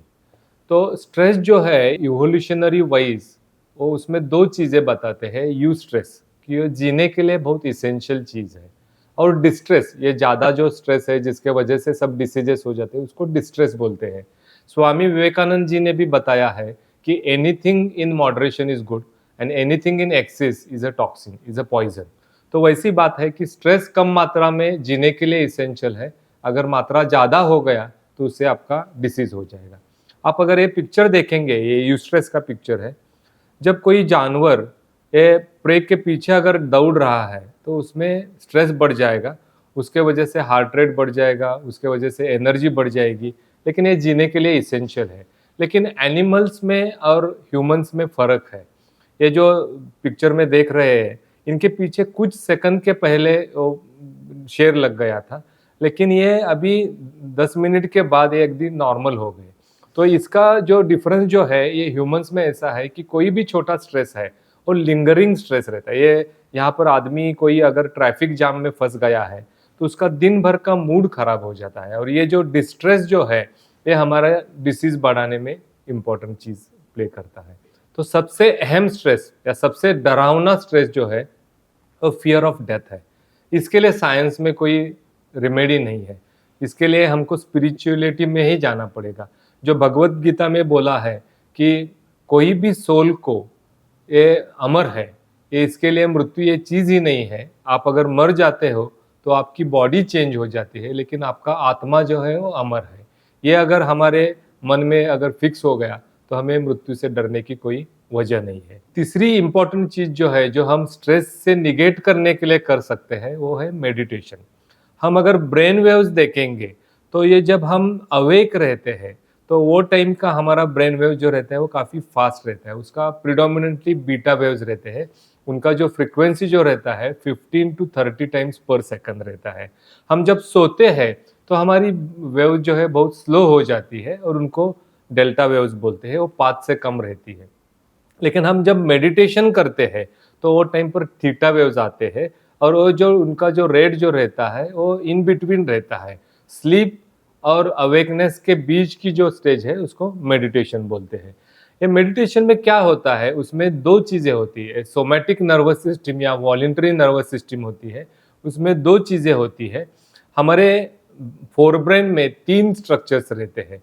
एक डॉर्सोलैटरल प्रीफ्रंटल कॉर्टेक्स बोलते हैं, एक इंसुलर कॉर्टेक्स बोलते हैं, और एक एंटीरियर सिंगुलर कॉर्टेक्स बोलते हैं, एसीसी बोलते हैं। ये एक्टिवेट हो जाता है और उसके वजह से हमारा फोकस बढ़ जाता है, हमारा मोटिवेशन बढ़ जाता है, हमारा मूड इम्प्रूव होता है और हमारी मेमोरी इम्प्रूव हो जाती है।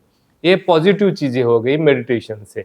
इससे और एक बहुत पॉजिटिव चीज़ होती है, लेकिन वो एक्टिवेशन से नहीं, वो डिप्रेशन से। तो ये इसमें ऐसा रहता है कि एमिगडाला करके हमारे मेसेंसेफेलिक ब्रेन में एक सेंटर रहता है, उसका ब्रेन का फियर सेंटर बताते हैं। हम अगर रेगुलरली मेडिटेट करेंगे तो एमिगडाला जो है वो छोटा छोटा हो जाता है, उसकी एट्रोफी हो जाती है, और उसके वजह से जो रेगुलर मेडिटेटर्स रहते हैं उनकी फियर रिस्पॉन्स, उसका एंग्जाइटी रिस्पॉन्स, जो डिप्रेशन की एंटिटी है वो कम हो जाती है, और उसके वजह से मेडिटेशन फायदेमंद रहता है। दूसरी चीज़ जो है वो मेडिटेशन करता है, वो ऑटोनॉमिक नर्वस सिस्टम पर वो काम करता है। ऑटोनॉमिक नर्वस सिस्टम का मतलब क्या है, जो हमारे वॉलंटरी कंट्रोल में नहीं है। जैसे कि हमारा हार्ट रेट है, जैसे कि हमारा ब्लड प्रेशर जो है, वो जो हमारे इच्छा के अनुसार काम नहीं करता है, और ये जो डिसाइड करता है ब्रेन, वो ऑटोनॉमिक नर्वस सिस्टम के थ्रू करता है। तो उसके लिए दो चीज़ें हैं, जिसका एक्सीलरेटर जो है उसको सिंपैथेटिक नर्वस सिस्टम बोलती है, कि जिसके वजह से हमारा हार्ट रेट बढ़ जाता है, ब्लड प्रेशर बढ़ जाता है। और जो ब्रेक जो है वो उसको पैरासिम्पैथेटिक नर्वस सिस्टम बताते हैं, उससे हमारे धड़कन कम हो जाती है, हमारा ब्लड प्रेशर कम हो जाता है, रेस्पिरेटरी रेट कम हो जाता है। तो मेडिटेशन क्या करता है, हमारे हाइपोथैलेमस में जो ऑटोनॉमिक नर्वस सिस्टम जो रहता है, उसका सेंटर जो रहता है, उसमें से ब्रेक को, पैरासिम्पैथेटिक नर्वस सिस्टम को वो बढ़ाता है और सिंपैथेटिक नर्वस सिस्टम को कम करता है, और उसके वजह से हमारा पैरासिम्पैथेटिक टोन बढ़ जाता है। इसके वजह से हमारा रेस्पिरेशन स्लो हो जाता है, हमारी धड़कन स्लो हो जाती है, और हमारा ब्लड प्रेशर कम हो जाता है, और उसके वजह से हमको हेल्थ बेनिफिट्स मिलते हैं। तो ये इसमें और दो चीज़ें रहती है कि उसको न्यूरोप्लास्टिसिटी बोलते हैं कि हमारा ब्रेन जो है, और हम अगर रेगुलरली मेडिटेशन कर रहे हैं तो at the age of 50 years our brain will be 7 years younger as compare to non meditators. और ये लास्टली जो है एक ब्लिस हार्मोन बोलते हैं, उसको AEA बोलते हैं, जो ब्रेन में सिक्रिट हो जाता है मेडिटेशन के वजह से, और इसके वजह से हमको ब्लिस हो जाता है। तो ये हमेशा लिटरेचर में या कॉमन थिंकिंग में ऐसा बताया जाता है कि ये इsoteric चीज़ है, ये कुछ स्पेसिफिक लोग जो योगी लोग हैं वही ये कर सकते हैं, लेकिन ये बात अच्छी सही नहीं है। हमारा अगर हेल्थ इम्प्रूव करना है तो हमको रेगुलर मेडिटेशन करना है, हमको सिर्फ 10 या 12 मिनट दिन में शांत बैठना है। ये अगर आप नहीं कर सकते, आपको बोर होता है, तो आप प्राणायाम कीजिए, उससे भी आपका सिमिलर एडवांटेजेस हो जाएंगे। तो इसके लिए ये स्टडी पब्लिश हुई है, और ये तीसरा डिटर्मिनेंट लॉन्जिविटी का है, ये रेस्टिंग हार्ट रेट है। ये NEJM में 2005 में स्टडी पब्लिश हुई थी, और उन्होंने ये पेरिस प्रोस्पेक्टिव प्रोजेक्ट है, ये पेरिस म्यूनिसिपल एरिया में उन्होंने स्टडी किया था, और उन्होंने 5000 से ऊपर के लोगों को 23 बरस के लिए फॉलो किया, और उन्होंने उनकी काफ़ी सारी बातें स्टडी की कि उनका ब्लड प्रेशर कितना है, उनको हार्ट डिसीज़ है क्या, उनका शुगर कितना है, उनका कोलेस्ट्रॉल कितना है। लेकिन 23 बरस के बाद में उनके ध्यान में आ गया कि ये उनका लॉन्जिविटी डिटर्मिनिंग फैक्टर सिर्फ एक ही है, और वो है रेस्टिंग हार्ट रेट। अगर समझो किसी का रेस्टिंग हार्ट रेट 60 से कम है तो उनकी उम्र ज़्यादा रहेगी, लेकिन किसी का हार्ट रेट 75 से ऊपर है तो उनका लाइफ एक्सपेक्टेंसी कम रहेगा। समझो आप अगर बैठेंगे और देखेंगे कि मेरा हार्ट रेट ज़्यादा है, तो आपको घबराने की ज़रूरत है क्या? बिल्कुल नहीं है। आप दो चीज़ें कर सकते हैं आपका रेस्टिंग हार्ट रेट कम करने के लिए। पहला जो है वो एक्सरसाइज। एक्सरसाइज करते समय आपका हार्ट रेट ड्यूरिंग एक्सरसाइज बढ़ जाएगा, लेकिन रिमेनिंग 23 आवर्स आपका हार्ट रेट कम हो जाएगा। ये पहली चीज़ है। और दूसरी चीज़ जो है वो आपका मेडिटेशन है। मेडिटेशन से आपका पैरासिम्पैथेटिक टोन बढ़ जाएगा, और उससे आपका हार्ट रेट कम हो जाएगा। अभी हम लास्ट में बात करेंगे happiness and longevity. Actually happiness के बारे में साइंटिफिक स्टडीज़ कम है, ऑब्जर्वेशनल स्टडीज़ काफ़ी ज़्यादा है, लेकिन ये साइंटिफिक ट्रूथ है कि अपने जीवन में आप जितना आनंदी रहोगे उतना आपका लाइफ स्पैन बढ़ जाएगा। तो ये 2019 का एक रिव्यू आर्टिकल है, जर्नल ऑफ पॉजिटिव साइकोलॉजी में पब्लिश हुआ था, और उनमें उन्होंने देखा कि लोग कितना हैप्पी होते हैं, उनके डिटर्मिनेंट्स क्या है। तो उनका कहना ऐसा था कि 50% of your happiness is determined by your gene. तो उसका आपका ये सेट पॉइंट है। तो रिमेनिंग 50% में क्या है? तो 10% is determined by your life circumstances, कि जैसे आपका प्रमोशन हो गया, आप हैप्पी हो गए, आपका इकोनॉमिक स्टेटस अच्छा है तो आप हैप्पी है। ये लेकिन ये जो लाइफ सर्कमस्टेंसेस है, इसको हेडोनिक एडाप्टेशन बोलते हैं। ये ज़्यादा टाइम के लिए रुक नहीं सकता। अगर आप दुखी भी है तो आप ज़्यादा टाइम के लिए दुखी नहीं रह सकते। तो मेजर डिटर्मिनेंट जो हम डिसाइड कर सकते हैं या फिर हम चेंज कर सकते हैं, उसमें क्या चीज़ें हैं? तो ये 40% मायने रखती है कि आपका हैप्पीनेस कैसा है। उसको इंटेंशनल एक्टिविटीज़ बोलते हैं। तो इसमें ये 4 चीज़ें हैं, जो 2 हमने डिसाइड अब तक डिस्कस की है, वो है मेडिटेशन, एक्सरसाइज। एक्सरसाइज से आप हैप्पी होते हैं क्योंकि आपके ब्रेन में ब्रेन डिराइव्ड न्यूरोट्रॉपिक फैक्टर करके रिलीज होता है, इंडोर्फिन्स रिलीज होते हैं। दोनों चीज़ों से आपका मूड बेहतर हो जाता है, आपको यूफोरिया आ जाता है। और 2 चीज़ें जो आप कर सकते हैं वो ग्रैटिट्यूड, और ये लास्टली जो है वो काइंडनेस। ये सब चीज़ों से आपका हैप्पीनेस बढ़ सकता है। ये आर्टिकल में उन्होंने और एक बात स्ट्रेस की थी कि हैप्पीनेस एंड सक्सेस ये चिकन और एग जैसी बातें हैं। लोगों को ऐसा लगता है कि मैं सक्सेसफुल हूँ इसीलिए मैं हैप्पी हूँ, तो ये बात गलत है। साइंटिफिकली ये प्रूवन ऐसा है कि जो लोग हैप्पी है वो सक्सेसफुल भी होते हैं, क्योंकि उनका टेम्परामेंट ही ऐसा रहता है कि लोग आजू बाजू के उनके मदद करते हैं और वो ज़्यादा सक्सेसफुल हो जाते हैं। ये जो मैं पिक्चर आपको दिखा रहा हूँ ये है डॉक्टर एल्सवर्थ वॉरहैम। ये जब इनका शूटिंग किया था वो टाइम पर उनका उम्र था 97। एक कार्डियक सर्जन है प्रोफेशन में से, और ये कैलिफोर्निया में प्रैक्टिस करते थे। At the age of 97 he was not only taking rounds, he was also assisting in surgeries. He was a cardiac surgeon. He was not operating as a first operator, लेकिन वो assist करते थे। ये क्यों important है कि ये जीवन में एक्टिव रहना, आपके लिए कोई पर्पस रहना, ये बहुत इसेंशियल चीज़ है। और इनके ऊपर एक डॉक्यूमेंट्री नेशनल ज्योग्राफिक ने प्रोड्यूस की थी, उसका नाम था how to live forever. ये पर्पस की जब बात हम करते हैं तो इसमें ये दो चीज़ें हैं। ये लेफ्ट में आपने अगर पिक्चर देखा तो इसमें ये वर्कोलिक आदमी का एक कंपल्सिव बिहेवियर है। इसकी ज़िंदगी में वर्क छोड़कर और कुछ है ही नहीं। इसके चेयर में भी कमोड बिठाया हुआ है। तो इसको ये पता नहीं है कि इसेंशियल चीज़ें क्या है और नॉन इसेंशियल चीज़ें क्या है। ये एक एक्सट्रीम एंड हो गया। जो दूसरा एक्सट्रीम एंड जो रहता है, हमारे पास काफ़ी सारे पेशेंट 50 के उम्र के आते हैं और वो बोलते हैं कि मेरा हार्ट अटैक हो गया, मेरा बाईपास हो गया, मेरा एंजियोप्लास्टी हो गया और मुझे प्रीमैच्योर रिटायरमेंट हो चाहिए, और आप सर्टिफिकेट दे दो। तो ये जो दोनों चीज़ें हैं, दो एक्सट्रीम्स है। हमें चाहिए कि वो वर्क लाइफ बैलेंस हो, जिसके वजह से आपके लिए कोई पर्पस हो, आप सब लोगों को मदद करने के लिए कुछ काम करते रहिए। आपको अगर रिटायर भी होना है तो आप सेमी रिटायर हो जाइए, कुछ ना कुछ करते रहिए।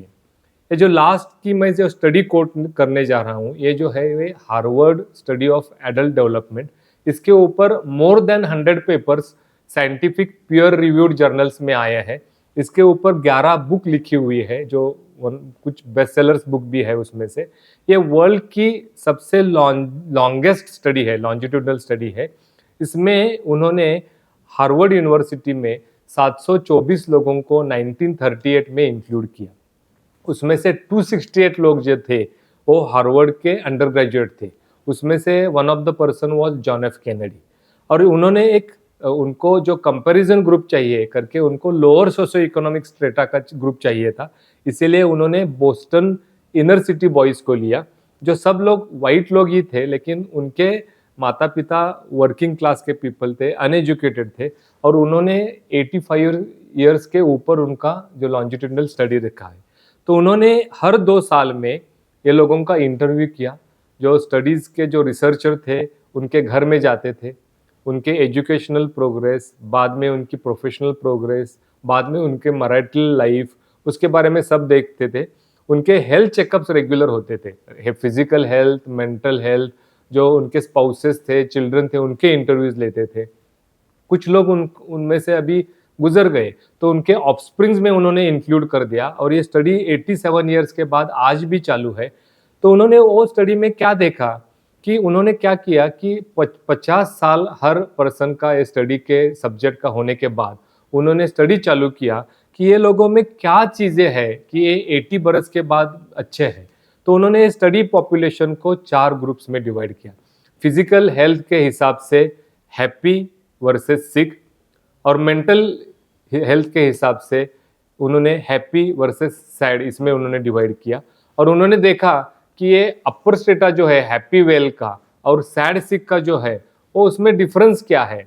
50 से 80 बरस के उम्र में जो लोगों के पास क्या चीज़ें हैं कि जो वो हैप्पी वेल हो सके, तो उनके ध्यान में आ गया कि निगेटिव प्रेडिक्टर क्या है। तो उनके ध्यान में आया कि लोनलीनेस जो है ये सबसे निगेटिव रिस्क फैक्टर है। अगर किसी के पास सोशल आइसोलेशन है तो उसका इम्पैक्ट जो है हर रोज 15 सिगारेट स्मोक करने जैसा है। तो सोशली आप आइसोलेट मत रहिए, आप लोगों में मिलजुल कर रहिए। तो उन्होंने हैप्पी वेल और सैड सिक के बारे में उन्होंने यूनिवेरिएट एनालिसिस किया। तो उन्होंने देखा कि क्या चीज़ें आपके पास है तो आप ज़्यादा अच्छा जिएंगे। तो उनके ध्यान में आया कि 4 चीज़ें होनी चाहिए कि जो लाइफस्टाइल रिलेटेड है। पहली चीज़ है रेगुलर एक्सरसाइज, दूसरी चीज़ है हेल्दी वेट, तीसरी और चौथी चीज़ है कि absence of smoking and alcohol. तो उन्होंने देखा कि और 2 चीज़ें जो आपके पास एट्रीब्यूट्स होना चाहिए कि आपके पास कोपिंग एबिलिटीज़ है। समझो आपके पास कोई डिफ़िकल्टीज आ गई, आपका बड़ा ऑपरेशन हो गया, तो you have to have positive mental makeup कि मुझे अच्छा होना है। दूसरी चीज़ है कि ग्रोथ माइंडसेट। आप ऐसा नहीं बोलना चाहिए कि मेरा उम्र 40 है या 50 है, मैं कंप्यूटर कैसा सीखूंगा, ये नए मोबाइल के ऐप मैं कैसा सीखूंगा। आपके पास एक ग्रोथ माइंडसेट होना चाहिए। और उन्होंने और 2 चीज़ें देखी कि आपके हैप्पी वेल होने के लिए 2 अहम चीज़ें हैं। तो आपके रिलेशंस जो है वो गुड सोशल रिलेशंस होने चाहिए और आपका मैरिज स्टेबल होना चाहिए। लेकिन रिसर्चर जो है हमेशा इतने भी बातों पर संतुष्ट नहीं होते। तो उन्होंने मल्टीवेरिएट एनालिसिस किया और उन्होंने देखा कि सबसे अहम चीज़ ये सब 8 चीज़ों में से क्या है, तो उनके ध्यान में आ गया कि रिलेशनशिप। आपके आपके सोसाइटी के साथ के रिलेशन जो है सबसे बेहतर होने चाहिए। आपका मैरिड लाइफ जो है बहुत अच्छा होना चाहिए और उससे आपका लाइफ बढ़ जाएगा। तो ये लॉन्जिविटी का चौथा डिटर्मिनेंट क्या है, तो वो हैप्पीनेस है। हमारे ब्रेन में 7 किस्म के प्लेजर न्यूरोट्रांसमीटर्स रहते हैं। उसमें से एक है डोपामिन। समझो हमने हमारे कुछ अच्छा भोजन किया तो उससे हमारा ब्रेन में डोपामिन बढ़ जाएगा, उससे हम संतुष्ट हो जाएंगे। हमने अच्छा एक्सरसाइज किया तो हमारे ब्रेन में एंडोर्फिन्स रिलीज हो जाएंगे। ये इंडोजिनस मॉर्फिन जैसा एंडोर्फिन्स है, तो हम उससे संतुष्ट हो जाएंगे, खुश हो जाएंगे। समझो हमने अच्छा मेडिटेशन किया तो उससे हमारे ब्रेन में इंडोकैनाबॉइड्स रिलीज हो जाएंगी और हम उससे खुश हो जाएंगे।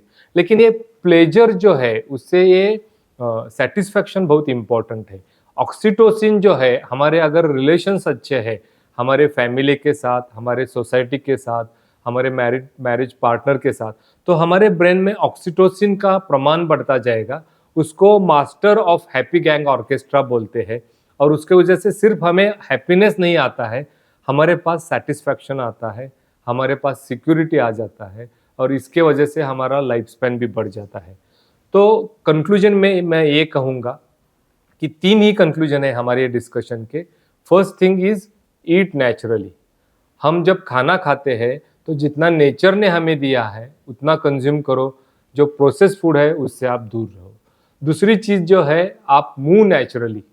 मूव नेचुरली का मतलब है कि आप जो आर्टिफिशियल जो हमारे गैजेट्स है उनका इस्तेमाल आप कम कीजिए, लिफ्ट कम यूज़ कीजिए, व्हीकल कम यूज़ कीजिए। और लास्ट जो चीज़ है, बॉन्ड नेचुरली। आपके रिलेशन जो है आपके फैमिली के साथ है, आपके फ्रेंड्स के साथ है, आपके सोसाइटी के साथ है, तो जितना अच्छा पॉसिबल है उतना आप अच्छा रखिए और आपका हेल्थ और आपका लॉन्जिविटी बढ़ जाएगा हैप्पीनेस के साथ। और आपके हैप्पीनेस के लिए, आपके लाइफ के लिए आपके शुभकामनाएं। Thank you very much.